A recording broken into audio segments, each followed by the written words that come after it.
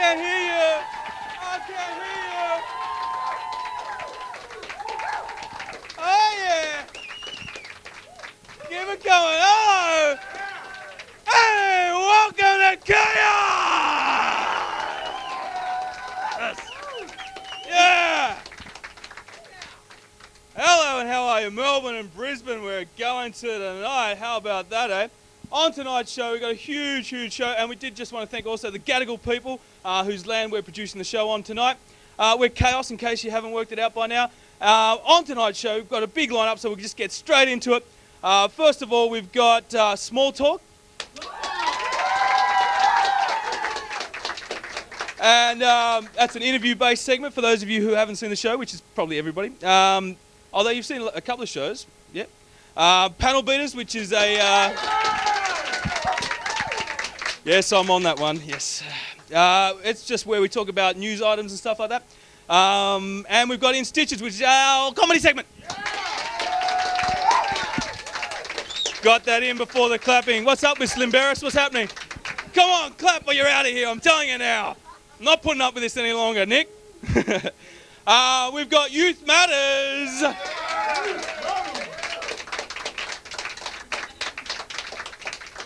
Youth Matters. Are you done? You right? Yeah. Youth Matters is a segment about youth, funnily enough, and youth services and things like that that are available to youth. Yeah. We've also got Idiot Box. Matt and Sarah there, talking about television and various shows and what's happening there. We've got a band coming up in Uno Memento, and just to introduce them, let me introduce you, first of all, to Natalie, who's going to let us know who the band is. Hi, Lewis. How you going? I'm good. Yourself? I'm lovely, thank you. You're kidding, aren't you? No, but seriously. No, but seriously, yes. No, the band tonight. Well, we always have such great bands on Chaos TV, and tonight is no exception. Tonight, I want you to put your hands together for Second Truth. Here they are. Enjoy.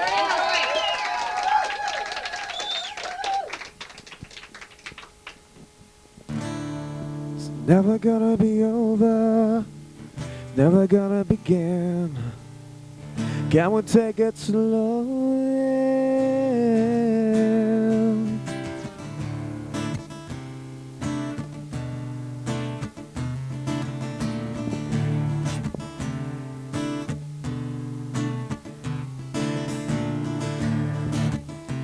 A reaction to a dream that became real.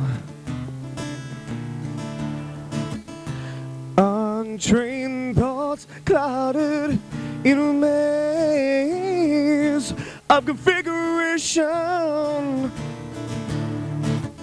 So pull me out from here.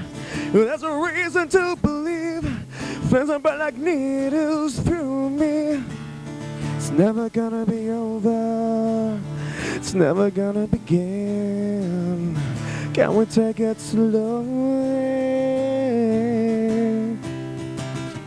Should we await fate? Cheat destiny, it's your final destination. So don't let it be. No.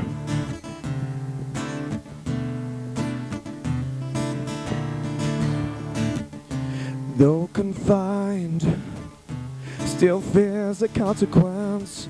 We'll find a way to succeed. I lay low so we don't have to find out hell. Slow down, 'cause everything's moving way too fast. It's never gonna be over. It's never gonna begin. Can we take it slowly? Should we await fate or cheat destiny? Your final destination. So don't let it be. No.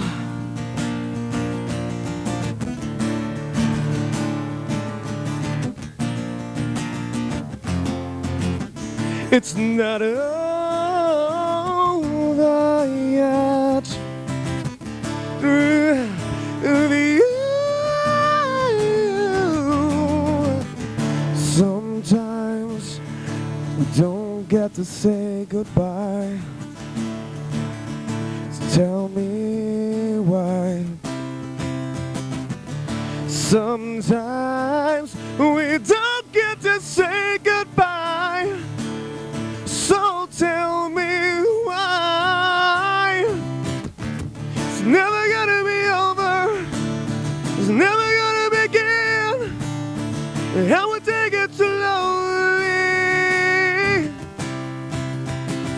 Should we await fate or cheat destiny? Your final destination. So don't let it be.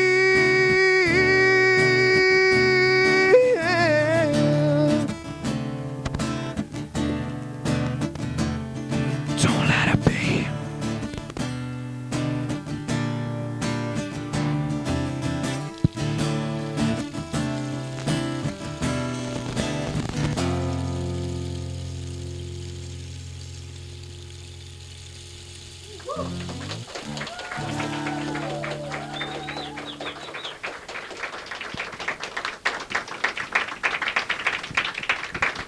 Hi everyone. Thanks guys, that was excellent. That's what did you make that yourself or? No, it's called a rain stick. Wow, I've never seen one before. It was great. Now, that song was Final Destination, and this is the single. You guys actually were the finalists in a songwriting competition with that particular song. Tell us a little bit about that. Yeah, that's the Australian Songwriting Association Awards, and that were on about June. Came 7th out of probably about 500 entries. That's pretty good effort. So that deserves a round of applause, I think, everyone. And it was for that particular song, Final Destination. So is that an original song? Yeah, that's one of ours, and we had another song that's on the longer album, and that came in the finals as well, but it didn't get in the top 10. Oh, that's still pretty good. Your EP.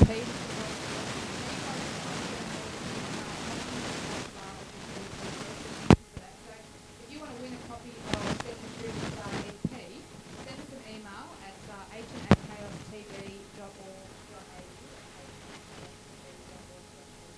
Or you can send us a letter if you want to. Post Office Box 141 Strawberry Village, New South Wales 201. Send us a letter, send us an email, and you can be involved for our now you've got a website as well, so if you want to check that out, or what's your website address? And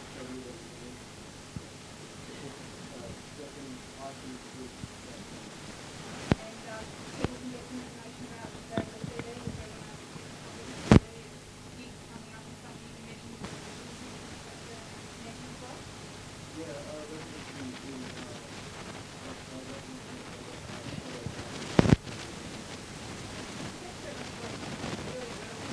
The audience enjoyed it as well. Am I right? Thanks heaps guys for coming into Chaos TV. We really appreciate it. And next week on Chaos, we've got a great band, Forgotten Army. So we'll see you next week.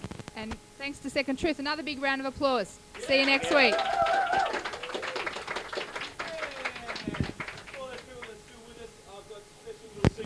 There's another two guests coming up on the show, Arnie Gert and Darren Alley from Citizen Dog. Also, I'll be having an interview with him later on in the show. But right now, we're going over to Idiot Box with Matt and Sarah. Hey!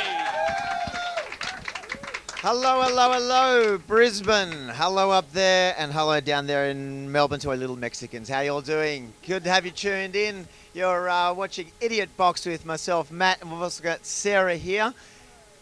Excellent. Now, obviously, we've been flooded with lots of sports with the Olympics on at the moment. They'll be sort of winding up in the next week or so.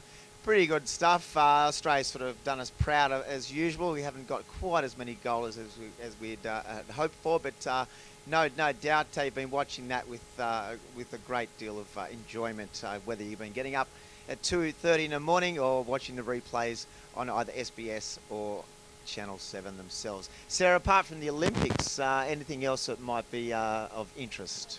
Well, it is symbolic. I am wearing these. Girls are doing really, really well on swim. So go to cheeks. And okay. Difficulty there. So the girls doing so supremely well in the water. So I thought we'd wear pink to celebrate that fact. I have been watching a few other things for those Melbourneites. I do love Melbourne and Stingers from the people that made. What was it called? Good Guys, Bad Guys. This is a really great program that's been going for a few years, and it's really just hitting its straps at the moment, and it's got some really twisty, curvy storylines. And Food Lovers Guide to Australia is kind of on hiatus at the moment because of the Olympics, but by the time you see this, it will be back on air. That's really worth watching and exploring. What about you, Matt? Well, obviously we're getting back into a few repeats of a lot of comedy shows. Well, they start a new series. There's also a few other shows during the afternoon that are being rerun. Shows like Mad About You and the Drew Carey Show. If you're interested in those sorts of shows, lots of good kiddie shows on in the afternoon, which I don't mind watching a bit of Auntie in the afternoon, and whether it's Bar the Elephant or some of those great animations they have as well. It's all been quite interesting.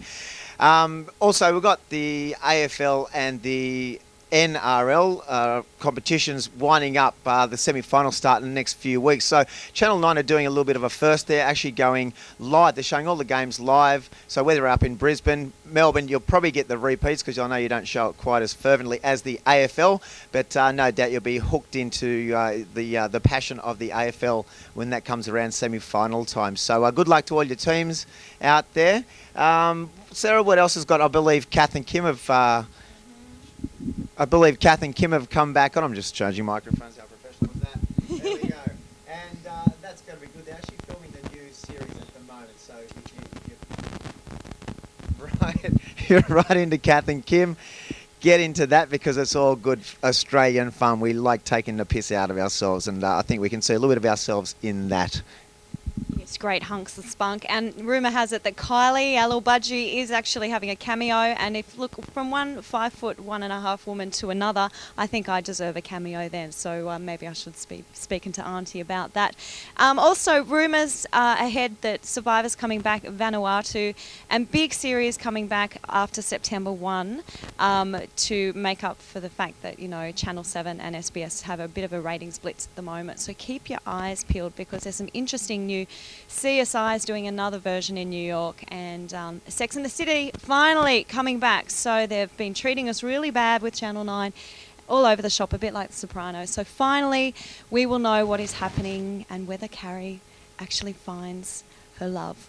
Although I do see Biggs back and I'm worried, I'm concerned. But anyway, more about that later, and happy viewing in whatever city you are travelling in at the moment, and enjoy. Signing off from here, I'll see you later. I'm Matt. As per usual, if it wasn't for television, what would you be doing right now? See you all next time. Take care. Yeah. That was Idiot Box with Matt and Sarah. Right now, we're over to Youth Matters with Tammy.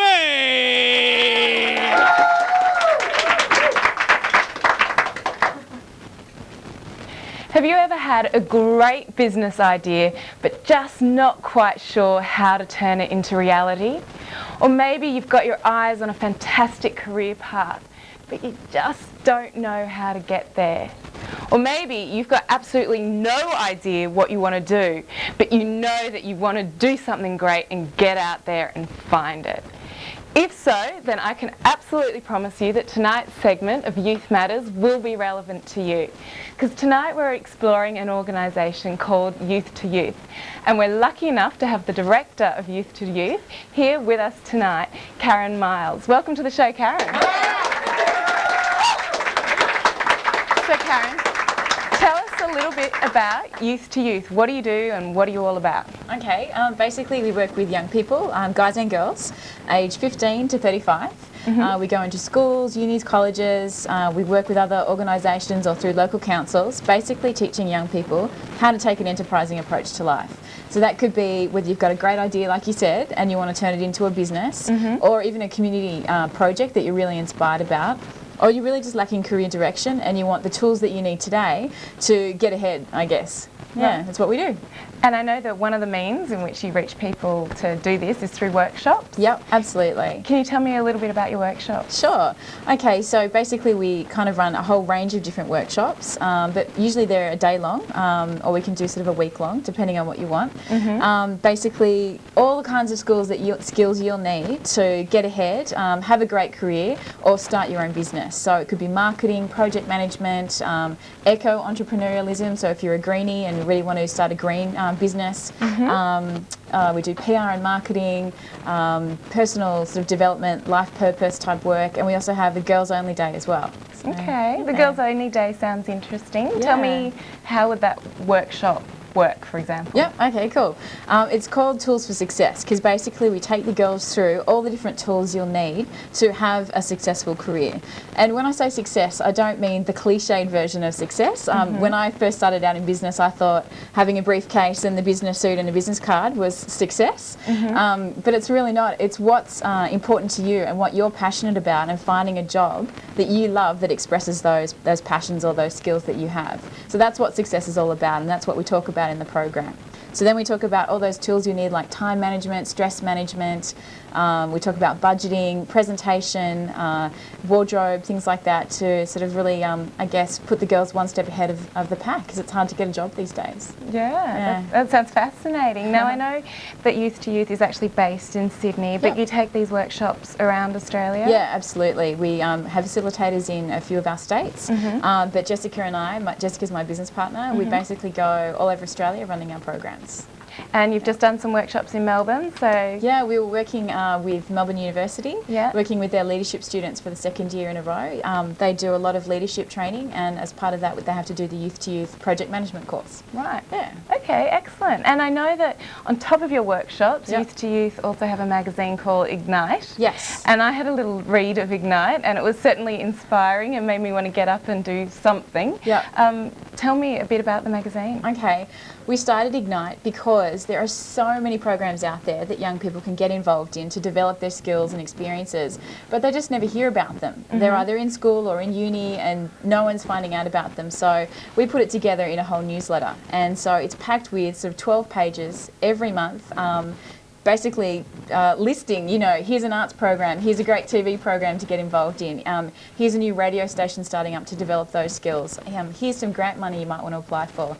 And we profile young entrepreneurs or enterprising young people, and yeah, it's just a free resource that you can get off our website. So it's just an e-newsletter? Yep. Excellent. All right, well, we're getting the wrap up. Okay. So if people in Melbourne or Brisbane or anywhere else in Australia want to get involved with Youth to Youth Yeah. through your workshops or your newsletter or your other magazine, Frank, which I know you've got, Yep. how do they go about it? Just go to www.youth2youth.com.au, and the 2 is like a number 2 because we're Youth to Youth. Nice one. Loving it. Well, thank you for coming on the show. I have welcome. to say one thing that sounds so interesting about what you're saying is that you're not only about inspiring people and motivating people, but actually giving people the skills Yeah. to act on that, because Absolutely. they're only dreams if we don't act Exactly, on them. exactly. And to me, it's kind of similar what we do here at Chaos TV. It's about getting out and Exactly. actually You've got to start somewhere. So if you've got that great idea, you just need those skills to actually take that into a reality. Great. Well, thank you, Karen, for joining us on You're the show, welcome. and good luck with Youth to Youth. And if you do want to get involved with Youth to Youth, you heard the URL www.youth2youth.com.au, and that's been Youth Matters for another week. Thanks very much. That was Tammy with Youth Matters. Right now we have for you our resident comedian. He's known as, and you can refer to him as, Nick Johns!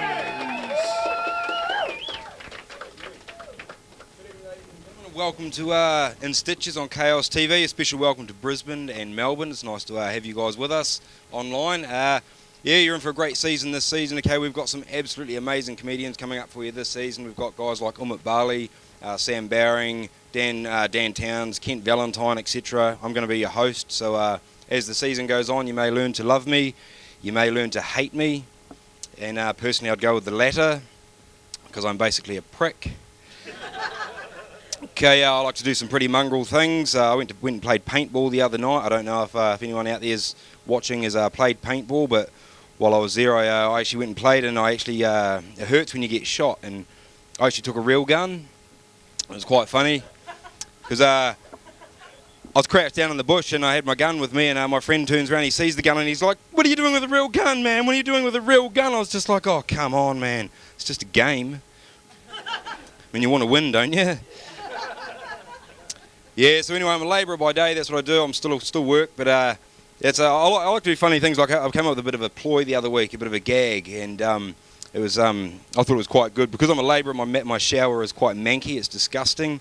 And the ploy was, I met this girl and we had a weekend of rampant sex.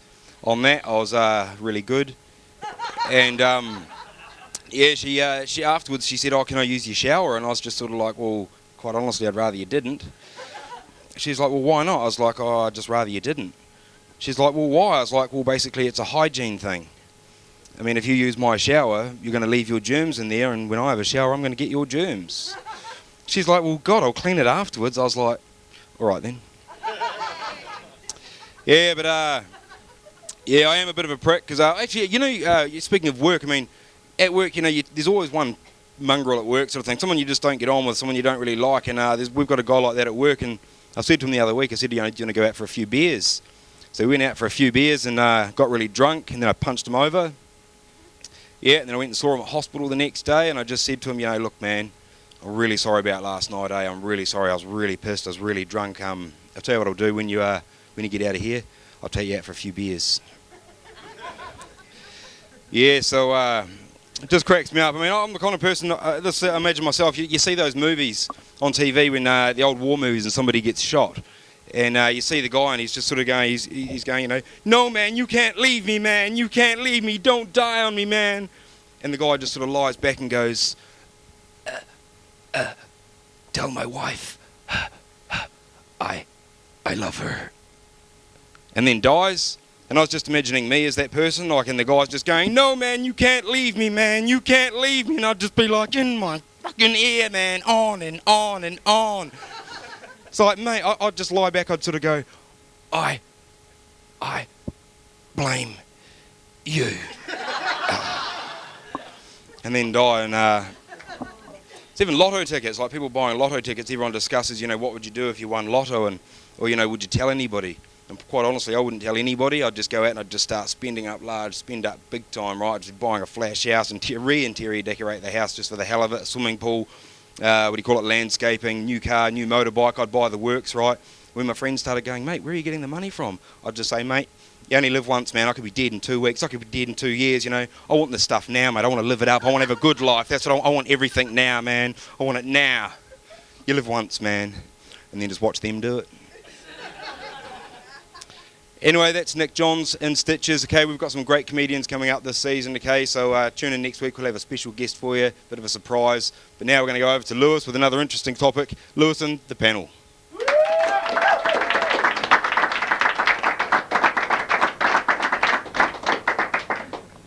Hello, welcome to Panel Winners. On tonight's panel, I have Tammy, Natalie, and Helen. Make them welcome.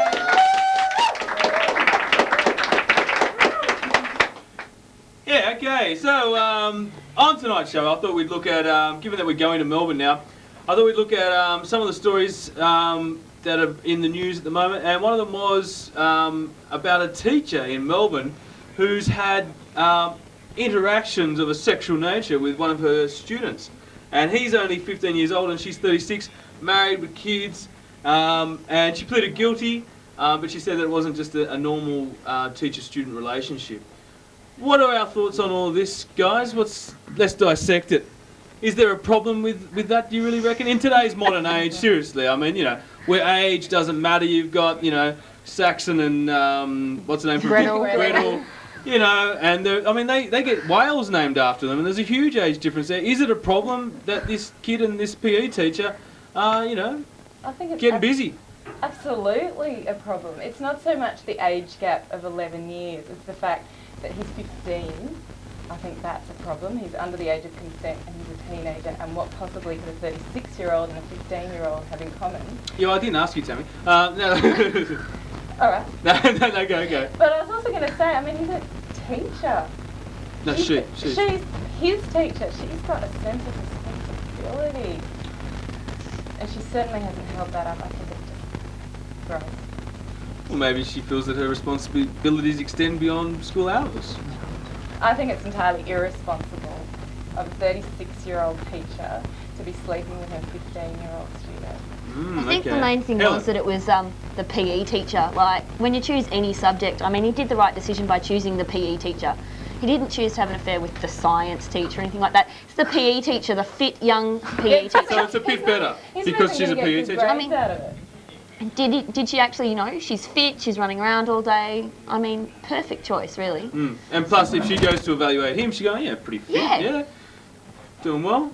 I guess Physically, there's always been you know, that moral problem of you can't have relationships with your students, but then there's also that, I mean, I think it's wrong, but then there's also, I guess, you can't help who you fall in love with or who you love. But I mean, 15 to 36 is very young. I mean, you know, like uni lecturers, maybe for, you know, uni students and uni lecturers. I think that's a bit different. But like high school students, 15-year-olds, they're a little bit more vulnerable, I think. And a 36-year-old, I think she just probably shouldn't have. But I mean, Lewis, let's ask you. You're a school teacher. I mean, let's put this onto you a little bit. What would you? Is this something that you know? Would you have an affair with one of your students? I thought it was just interesting what you said actually Except about that the all fact that there Lewis's was students are boys, for starters. So he's actually at a boys' school. But I think that what Lewis would do is probably a little irrelevant. Maybe we shouldn't put him in that situation. But I think why I'm defending him though. Do you like Lewis's hair?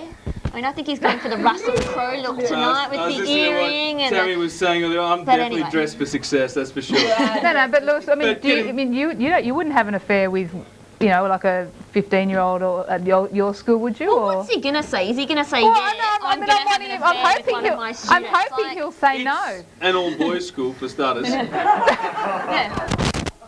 So anyway, back to what you were saying. I thought it was really interesting that you said if it was a university lecturer and a student, then that wouldn't be such a big deal. I just think would that be all right though? At uni, you're a bit older. I mean, you're 18, 19, 20. You're at that age of 40. consent. What about all the mature students? That What exactly is the difference between a university lecturer and their students, and a high school teacher and their students? Given that we're, you know, kids aren't kids anymore. You know, we're getting exposed to Big Brother and all this sort of stuff. We're hearing all about this talk. You know, everything's a lot more available with the internet. So does that mean we should be lowering the age of consent? Is there really such an immaturity that takes place? You know, with someone of 15 years old, you know, they're pretty up to date on everything, don't you think? Yeah, they are, but I still think it's like that. The teacher has that position of power, and I mean, I suppose as a uni lecturer has a certain position of power, but I think also I don't know. You're choosing to be there. You're a bit more mature. A university relationship is a peer level relationship. It's a bit more equal. Yeah. Sounds like Lewis wants to lower the age of consent. Like that's what it sounded like you were heading towards. So you think it comes down to the age of consent, the fact that he's 15 years old? I think he's just not and quite. I mean, we think 15-year-olds are very, but I don't think they're. I don't know. They're not quite there. A lot more, without a doubt, with the internet out there and magazines and whatever else any of us can get our hands on, really. But they're still 15. It's a level of maturity, without a doubt. So for you, Tammy, you think it's a matter of the student's maturity, not so much the power problem?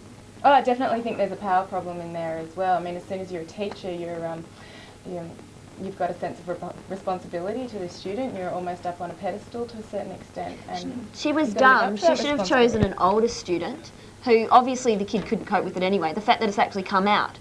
I'd want to know how many teachers are having affairs with students that don't get reported. Because, you know, and that would show that they're actually choosing a student of a level of maturity that they could actually keep it a secret. Well, apparently, according to the article, he initiated it. He said, look, if I sink this hoop or whatever, then, you know, you've got to give me a kiss. He's a legend. Yeah. Like, imagine he's a 15-year-old boy having an affair with his 36-year-old. Yeah, well, he said in court, he said, look, it was consensual. There's no problem. She's still got the responsibility. She still has it resting on her shoulders that she should say no. She should say absolutely not suitable, and not get herself in any type of position. Having a midlife crisis. Her husband's a prick. He sinks the basket. What? She's just said, no, I'm not going to kiss you. Absolutely. She has to. Yeah, she just has to stop and say, look, it's a bit of a joke. No, we're not doing that. And she was obviously attracted to this kid, and doesn't matter. Maybe doesn't matter. But that's no, she shouldn't act on it. But it's wrong. I mean, she needs help obviously as much as the kid does as well, I think. Helen, final thoughts. As I said, the kid is running around school. He's nailed his 36-year-old fit teacher and, yeah, like, hopefully the show goes. Where's the problem? Where's the No, problem? there's Matt? a huge problem. I mean, it's stupid that we're actually, sort of going, is it right or wrong? Of course it's wrong. Isn't I it mean, funny? it could never be right. But isn't it funny that because it's a male student with a PE female teacher, that it's like almost there's kind of a middle ground. You're sort of suggesting that if it's a university relationship, then it's not so bad. But if it was a female student and a male teacher, Oh, we'd be going in exactly opposite. We'd be outraged. We'd be yelling and Exactly. screaming. Yeah, but we're a female panel, so that's how things work. No. Excuse me, totally disagree. right? It doesn't matter what It gender doesn't the matter? student or the teacher, student-teacher relationships with a high school student are inappropriate, in my mind. Mm. I mean, are you more likely to have an affair with your teacher if it's male or female? I mean, Well, I just think that the power relationship is there in a university situation because you're the one as a teacher who's ultimately marking tests and all that. So if there's interaction, what? So they're outside, sleeping that together could for influence. sexual reasons for better marks. I didn't say that. That's been powerful tonight. Something to think about. Yeah, that's been the panel. Thanks very much to Helen, Natalie, and Tammy. Thank you.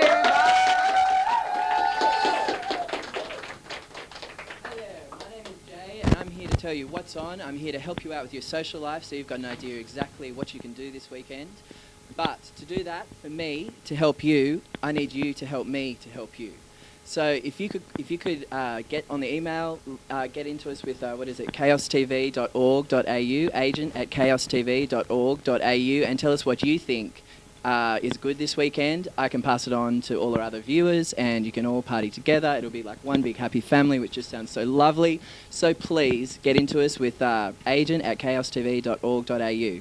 So Brisbane has been great this week. Brisbane has been letting us know exactly what's going on. And what they have on the fourth weekend of every month, they have the Hellfire Club going on. I know it's in Sydney, it may be down in Melbourne as well, but no one in Melbourne has gotten in touch with us to say that this is so. In Brisbane, it's the fourth weekend of every month. It's held at the Aliens Hotel on 320 Boundary Street, and that is in Spring Hill. You can go and get whipped, you can go and whip, you can dress up, you can do whatever you want, or you can just go and watch. But if you are going to go and watch, please wear black. That is apparently the standard dress code. And also in Brisbane we have a play called Looking Through a Glass Onion. This is with John Waters. You remember him from Blue Healers. He is doing a play about the life and times of John Lennon, shown in reverse from the moment when he was staring down the barrel of a gun and about to be shot. So that sounds very interesting. Also, we have The Bourne Supremacy. I don't know if you've seen The Bourne Identity. It was a wonderful thriller with Matt Damon. This is the sequel. It's coming out, should be open right about now actually. It has gotten rave reviews in the States. It has done really well over there, top of the box office. We've got a review here from the New York Times. See, this just goes to show you I'm not just talking off the top of my head. We actually do research here at Chaos TV. It's very exciting. The New York Times says, it may sound odd to call a chilly, paranoid thriller like The Bourne Supremacy entertainment comfort food, but in the wake of 9/11, this globe-trotting post-Cold War melodrama is full of standard cloak and dagger intrigue and has the reassuring aroma of a home-cooked meal served while riding the world's smoothest roller coaster. So if you want to ride that roller coaster too, check out your newspapers for session times and go and see The Bourne Supremacy. So that was it for what's on this week. Please let us know if you have anything that you can contribute to next week's show.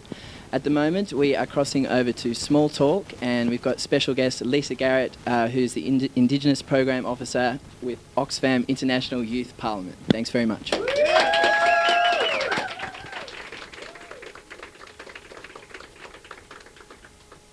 welcome to Small Talk. I'm here today with Lisa Garrett, and she is the, as Jay just kindly told us, she is the Indigenous Program Officer, and it's all to do with the Oxfam International Youth Parliament. I knew lots and lots of words there, lots and lots of words, and nobody probably heard me anyway. So let's just get straight on to it, Lisa, and tell me about the Parliament. Alright, the Oxfam International Youth Parliament was an idea that began in 2000. The Oxfam International Youth Parliament began in 2000.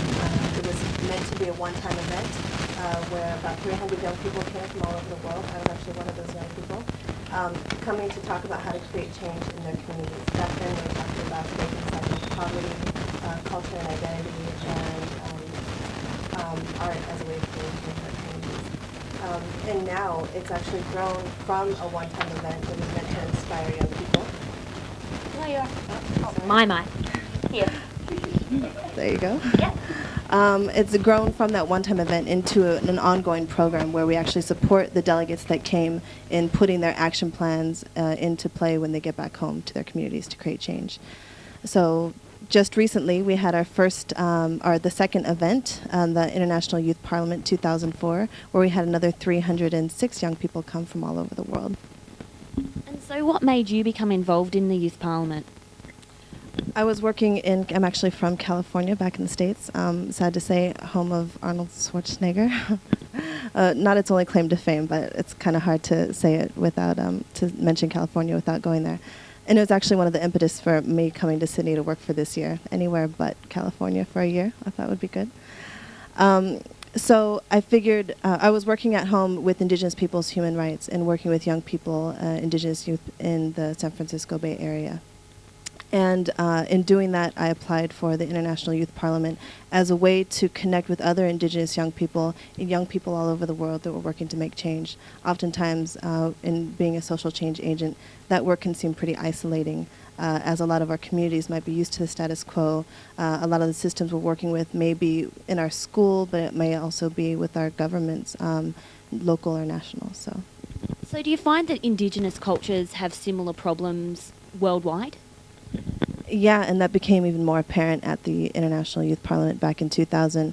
My action plan idea came while I was there at the Youth Parliament and seeing the need of other Indigenous young peoples, the desire and the drive to really make change in their communities, and more so just needing the skill and the opportunity to do so effectively. So working with things like the United Nations systems or international documents, they can seem really lofty if you don't know about them and if you don't know how to apply them to your day-to-day lives. So I went back and created an Indigenous people's human rights curriculum and actually had the chance to, again, come back to IYP this past July and talk to the Indigenous rights group there about it as well.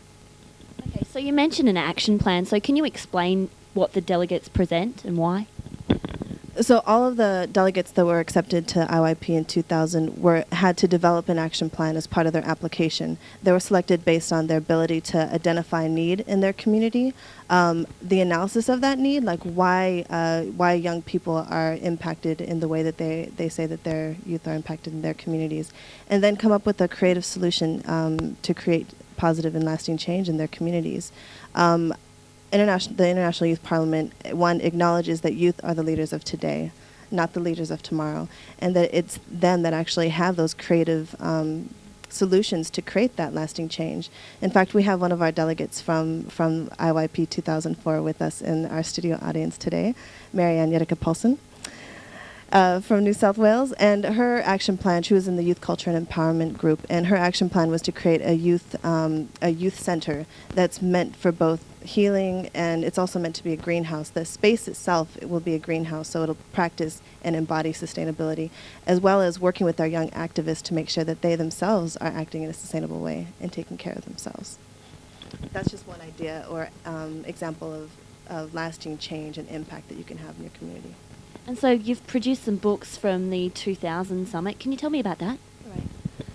So, like I said, instead of being just a one-time event, this time now it's an ongoing program. The action partners are going to get support for the next 2 years to put their action plans in place when they go back home. There's 4 ways that they'll get that support, either through a small grants program, through skills development, either online development, and also through research and advocacy. From IYP 2004, 2 publications which are made available online, which one is the Youth Guide to Globalization, and the other one is the Highly Affected, Rarely Considered, which talks about how youth are, of course, highly affected by globalization, yet rarely considered in any of the research or, in the thought process that goes behind development projects. So I encourage you to check it out. Check out the website, and those books are readily available to you if you want them. And just so you know, the website is www.IYP, International Youth Parliament, it's abbreviation for that, .oxfam.org. So thank you so much for coming in today. It sounds wonderful the work that you're doing, and implementing your program, has that been fantastic? Yeah, it's been exciting to really work with the different communities that I've worked with here in Sydney, Australia, and all throughout Australia, and I look forward to doing it for the next few months. And it's been great to come here to Chaos TV. I really like how you guys work, and it's been a joy, a pleasure to watch the program. Great. Well, let's give a big round of applause to Lisa.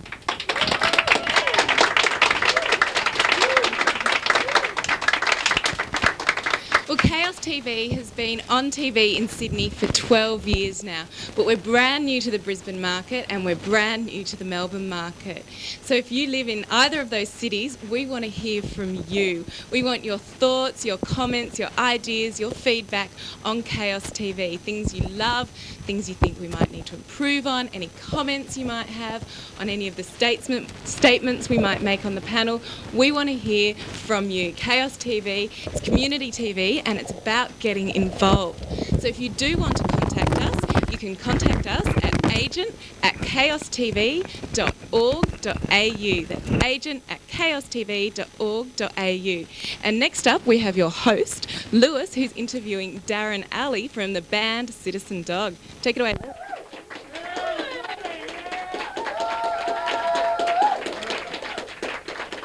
Hello and welcome to my special guest tonight, Darren Alley from Citizen Dog. Hello, Melbourne. Hello, Brisbane. I know you like waking up wishing you had a real band. Citizen Dog, we getting down there and give you a real band. So the whole television's a rock up your ass. How you doing, Lewis? Nice show, man. I was doing well. Yeah, I'm gonna sort you out later, boy. Yeah, is that right? Yeah. You were on the show last week, Darren. That's right, yeah. Slight hair growth there, but things grow quick on shit. You know how it is. Natural fertilizer's going. But since then, since last week, we've been to Wagga, Tamworth, Albury, Uralla, Brisbane, Melbourne. So, you get around, don't you? Yeah, well, we get around, mate. It's the stolen cars we get to pick up in 3 seconds. Yeah. It's all good. Every town. So tell us about Citizen Dog. How does it form? What's the story? Well, Lewis, you know, Citizen Dog has been around almost as long as Chaos TV. It's been something that's formed back in school. All good bands sort of have that, you know, longevity that is formed back in school. The boys from Blacktown, the Westies. When we formed, I mean, Ugg boots only cost $20. I went and bought Ugg boots the other day, $120. Bondi people, you motherfuckers, you suck. There's stuff for everyone. So, yeah, no, truly, Citizen Dog has been around for a long time, and it's the fellowship of the dog that continues to roll around the country and just bring and spread the word of the funk and the rock that is our music. So tell us about what's it like being on the road in the band. I mean, you know, groupies. No groupies. The adulation. No adulation. The bright lights. No bright lights. The tinsel. We bring our own gear, and it's, you know, for a lot of bands out there, I'm sure Second Truth would, you know, testify to this, and that you're an unknown band. You're playing to crowds that don't really know your stuff, and you got to keep touring. And that's why we've been to Wagga 3 times and Tamworth 3 times, and we play both kinds of music, country and western. And it's all about getting the word out there. When the big brothers out there won't support you, then it's all about getting the music on the road. And you know, it's a magical mystery tour or mundane misery tour sometimes, because you get people that you travel 800 k's to say a place like Bangalore, and there's no one there. There's no one there. There's one guy there and his dog. You play and then he leaves. You play 3 songs and he leaves. But then 8 songs later he comes back with a whole troop of people from Bangalore, and that's where it gets pretty special. But that you know, time you say, "Oh, we got another booking, we've got to leave." Yeah, we got to split. We got the karaoke gig downstairs, but no, it's very rewarding sometimes, especially in Melbourne and in Brisbane at the Indie Temple and in places like the Espy at Melbourne. The crowds just go off. Sydney's just full of wankers, man. I hate it. And do you go to Melbourne and places like that? They really appreciate live music and getting out there. You're not just brown-tonguing our audience demographic, are you? No, well, I know we're not going to Sydney, so I can up your ass. So we're going to Brisbane and Melbourne, and Brisbane and Melbourne. I think they just get out more, and they just appreciate live music and want to hear original music, and that's where we found our little crowds there, and it's going off. It's going. What do you really enjoy about being? Because you've been with it for so long. What is it that keeps it still going? Is it just the interaction with people you went to school with, or? Well, it's that. It's the fact that we can all go and spend 8 hours in a car in the Commodore, driving the box trailer around the country, and we really get on well. And it truly is a comedy fest. and then we get into these small towns that you've never heard of, or you've heard of in sort of, you know, Les Patterson, Banjo Patterson songs or something, and the people are just absolutely full of gems and bread and butter people, and they're really there to see live music, and they really appreciate the fact that you've come all the way to play for them. Is it about trying to get a record deal for you now? Or Ultimately, I mean, every band sort of would like to get their music to the widest audience possible, but for us, it's about keeping true to the music and really making people smile and have a good time, and allow the girls to shake their booties and the blokes to bang their heads and spread the word of the funk. Coming at you loud like a Jimmy Chan! Boom, boom, baby. So, and what else do you do other than being in a band? Or is it all consuming? Yeah, well, it is all consuming. We rehearse 3 times a week. We're trying to get a whole bunch of new songs together to put an album together at the end of the year, and then go on a big national tour in March. And but besides that, you know, it's just working full time. We all work full time, so it's a big commitment to be in a band, working. And you know, we all have rock and roll widows at home. We're sort of, you know, well, when are you coming home, Darren? But it's just part of the deal. And when we get big and famous, they're going to be the ones driving the cars and snorting the coke, you know. I'm joking, Nick's mum. But you're going to be, so you're going to be down. You're going to be in Brisbane and Melbourne, aren't you? Have you got some dates? Yeah, we are going to be in Melbourne and Brisbane soon. People can check our website out, www.citizendog.net, and all our future gigs will be on there. And we hope to come to a town near you and, yeah, rock your world. Cool. Thanks very much to D-Man. Thanks, Lewis. Cheers, brother. Citizen Dog, get out there and check them out.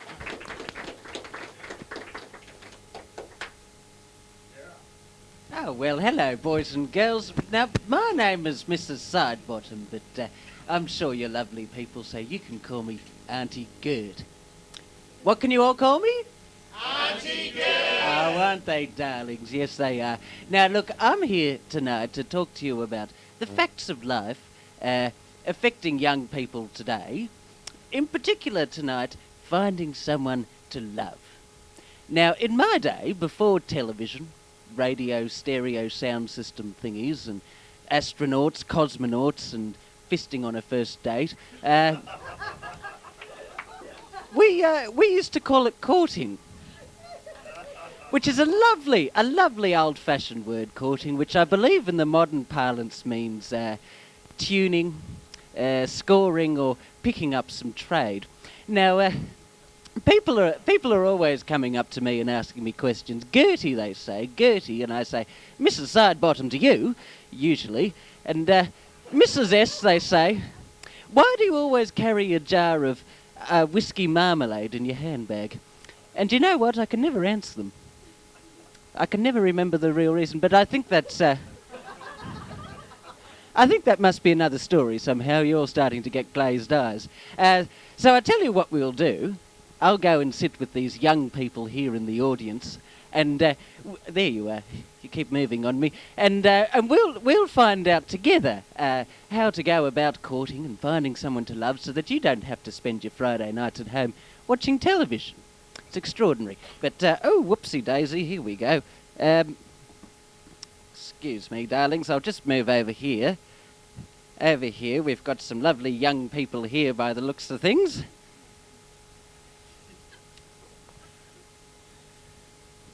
So, how you doing?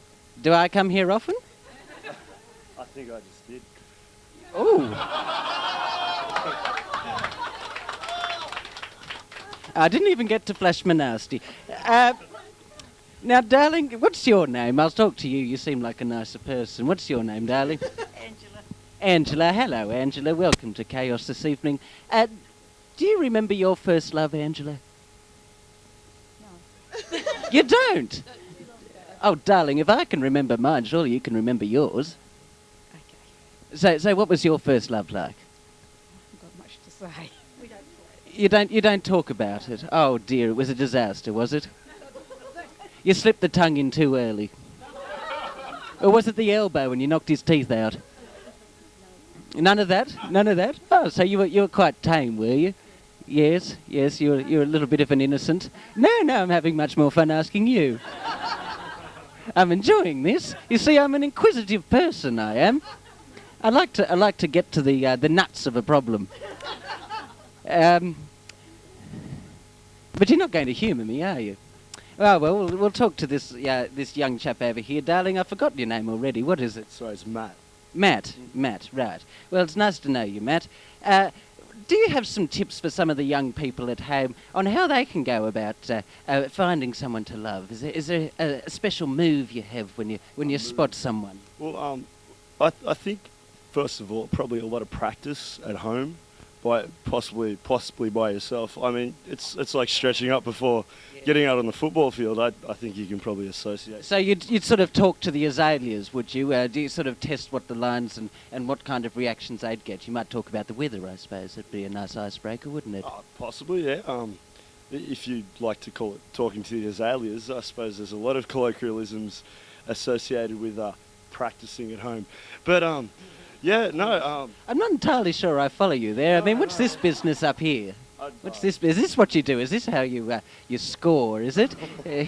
You're in a dance hall or a social. What do they call them now? They actually call them meat markets, I believe. Meat markets. Meat markets. That's a new one on me. I wouldn't have thought. Oh, I suppose you could find someone at a meat market, couldn't you? Yeah, someone meaty, perhaps. Yes, well, I hope we've solved your problem. Oh, but you look at the time. Look at it. The watch stuff. Yes, I know. They're wrong, aren't they? Yes. I mean, they say time flies when you're having fun, but it's stopped in our case, hasn't it? But there you go. Well, I'll tell you what, darlings. I'd like to leave you with some very wise advice from a very elderly Australian. It's an old expression, if you like. A friend inside is one hell of a ride. Ta-ta, darlings.